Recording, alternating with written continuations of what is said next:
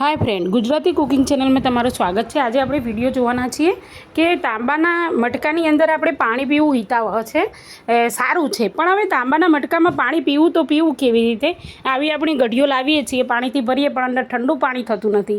તો આ બંનેનું ઠંડુ પાણી પણ પીવાય અને તાંબાવાળું પણ પાણી પીવા માટે હું તમને આજે વધારે સજેસ્ટ કરીશ।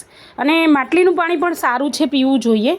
એટલે હવે આ બંનેનો ઓપ્શન એક મેં શોધી કાઢ્યો છે। તો આપણે માટલી છે, મારી એ જૂની જ છે, તો એને આપણે સાફ કરીએ છીએ જેવી રીતે કે આપણે મીઠું લઈ અને સાફ કરીએ છીએ એવી રીતે પેડ ઉપર મીઠું લઈ અને સારી રીતે એને વોશ કરી લેવાનું છે। આ રીતે વોશ કરવાનું છે સારી રીતે। અને ત્યારબાદ આપણે એક વસ્તુ કરવાની છે કે બધાના ઘરમાં તાંબાનો લોટો હોય જ છે, એટલે આપણે ગુજરાતીની સંસ્કૃતિ પ્રમાણે આપણે તાંબુ રાખીએ જ છીએ। તો આ રીતે પહેલાં માટલી સરસ મજાની ધોઈ લઈશું અંદરથી બહારથી, અને સારી રીતે ઘસી અને ધોઈ લેવાની છે બધી રીતે। તો આપણે પહેલાં એને સાફ કરી લેવાની છે સારી રીતે, અને પછી આપણે આ રીતે મૂકવાની છે અને એની અંદર પાણી ભરવાનું છે। તો આપણે ખબર છે કે આરો કે એકવાનું પાણી પીએ છીએ, તો હું અહીંયા પાઇપ લગાવું છું અને એક્ઝેક્ટ પાણી એ રીતે અમે ભરી લઈએ છીએ માટલીની અંદર। તો અહીંયા પાઇપ લગાવી અને માટલી મેં ભરી લીધી છે। હવે એક વસ્તુ ધ્યાન રાખવાની છે કે જે તાંબાનો લોટો છે ને એ આપણે ભરવાનો છે।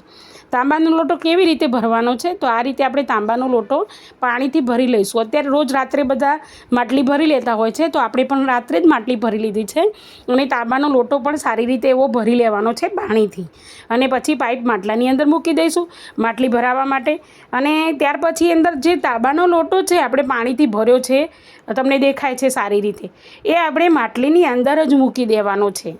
તો માટલીની અંદર જ આપણે મૂકી દઈશું એટલે માટલીનું ઠંડુ પાણી તો પી શકીશું, જોડે જોડે તાંબાવાળું પાણી પણ આપણે પી શકીશું, જે બોડી માટે વધારે સારું અને અનુકૂળ વર્ષોથી પુરાણોથી કહેવામાં આવે છે।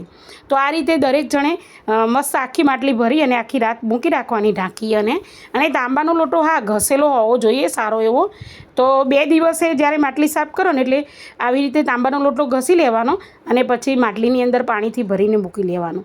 આટલા સરસ વિડીયો બનાવું છું, લાઇક શેર કે સબસ્ક્રાઈબ કેમ નથી કરતા? પ્લીઝ તમે લાઇક શેર કે સબસ્ક્રાઈબ કરો, જેથી મને મોટિવેશન રહે અને સારા એવા વિડીયો હું બનાવી શકું।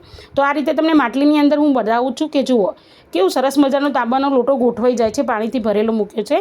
હવે આપણે માટલી ભરાઈ ગઈ છે, તો એને આપણે માટીના વાસણથી જ ઢાંકી દેવાની છે, જેથી કરીને કોઈ બીજી ધાતુ આવે નહીં। તો આ રીતે સરસ મજાની ઢાંકી લીધી। સવારે જુઓ આ રીતે કાંસાના ગ્લાસની અંદર પાણી એનું કાઢી અને પીવાથી બોડી માટે વધારે સારું છે। તો તમને પણ અમારી આઈડિયા પસંદ આવ્યો હશે, તો સરસ મજાનો આઈડિયા છે, તમે બધા અનુકૂળ આવશે। હવે તાંબાની પાઇપ લાવવાની જરૂર પડશે નહીં। તો ફરીથી મળીશું આવતા વિડીયોમાં, ત્યાં સુધી રજા।